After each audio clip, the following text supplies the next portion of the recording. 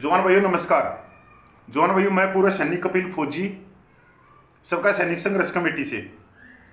जवान भाइयों, अभी अभी मैंने व्हाट्सएप ग्रुप खोला और उसमें एक जजमेंट आया हुआ था मिलिट्री कोर्ट का, एएफटी का, और बहुत ही अच्छा जजमेंट है जवान जेसीओ साहिबान के लिए। और मैंने सोचा कि भाई क्यों ना इसके ऊपर अपने जवान जेसीओ को जागरूक किया जाए और उन तक ये जानकारी पहुंचाई जाए। वैसे भी पिछले कई दिन से जो हमारी कोरोना महामारी चली उसमें बहुत सारे जवान जेसीओ के फ़ोन भी आए मेरे पास में कि सर हमारे को डीएससी में जाना था और डीएससी के अंदर अभी भर्ती बंद है। भर्ती क्या, पूरा देश ही बंद था, तो वहाँ कहाँ की भर्ती होंगी, तो जब तक हम ओवरेज हो जाएंगे। उसी के लिए एक जजमेंट आया। भाइयों, जजमेंट मैं आप लोगों को रिक्वेस्ट करके बोलूँगा क्योंकि मेरे पास समय नहीं था और बगैर समय होते हुए मैं ये वीडियो बना रहा हूँ कि किसी भी जवान जेसीओ साहिबान का भला हो सके। कोई किसी कंपनी के गेट पे 8-10 हज़ार रुपये की नौकरी ना करे और सम्मान की नौकरी करे और देश सेवा करते हुए नौकरी करे। ये है डीएससी का जजमेंट और ये जजमेंट आया है 17/11/2021 को, 17/11/2021 को, पिछले महीने में ही। और ये जजमेंट है किसके ऊपर, तो पहले तो मैं बता दूं, जो जजमेंट है एक सूबेदार साहब थे, तो वो 31/10/2020 को रिटायर्ड हुए। रिटायर्ड होते ही उन्होंने डीएससी के लिए सेंटर से ही अप्लाई कर दिया और उनको सेंटर ने बोला कि डीएससी सेंटर कन्नौर केरला में ट्रेनिंग कोर्स जो है J82 में रिपोर्ट करो। तो जो ट्रेनिंग चलनी थी वो चलनी थी 2/5/2021 से 12/6/2021 तक।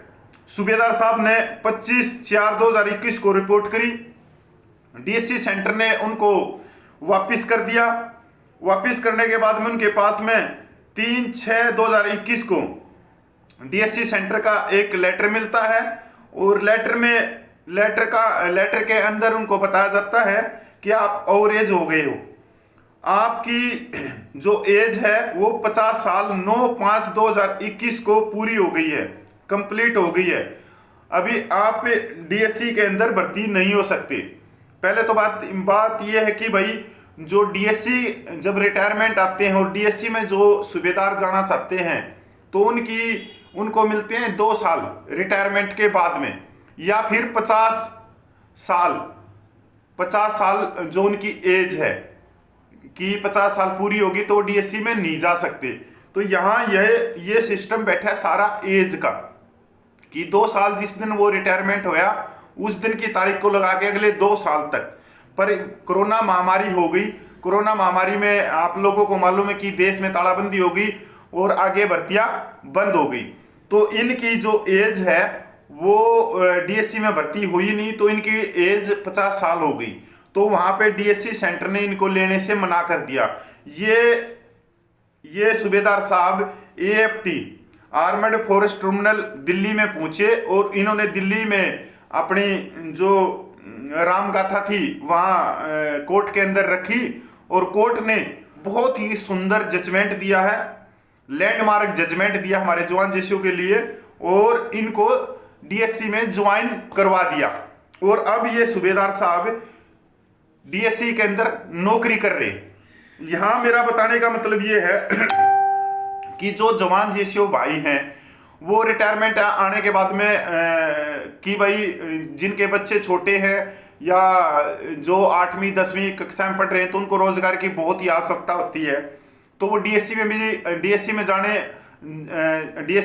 हैं। डीएससी वैसे भी बहुत अच्छी नौकरी है कि ये जो सिविल में है जो 8-10 हज़ार रुपये में करते हैं और 15-15 घंटे काम करवाते हैं, उनसे तो डीएससी की बहुत ही अच्छी नौकरी है। एक तो देश की सेवा और मेवा की मेवा।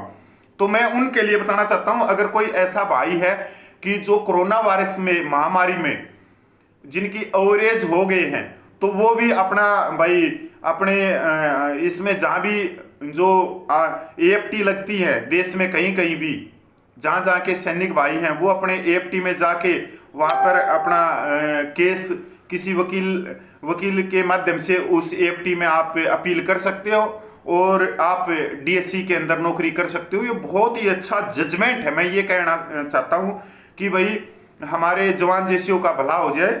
और भाई लोगों, आप भी लोग इसको शेयर कर देना। दूसरी बात यह कि मैं इस वीडियो के साथ में वो जजमेंट भी जो व्हाट्सएप ग्रुप में वहाँ भी शेयर कर दूंगा। और दूसरी बात, जो हमारा जो ये वीडियो है इसके डिस्क्रिप्शन में मैं उसका लिंक भी डाल दूंगा, वहाँ से भी आप डाउनलोड कर सकते हैं। सिर्फ इससे मेरे को कोई फायदा नहीं है कि किसी जवान जैसे भाई का भला हो जाए, कि अगर कोरोना महामारी में वो अवरेज हो गया है, क्योंकि कोरोना महामारी तो महामारी है भाई, ये तो एकदम आई है, ये तो आपदा है।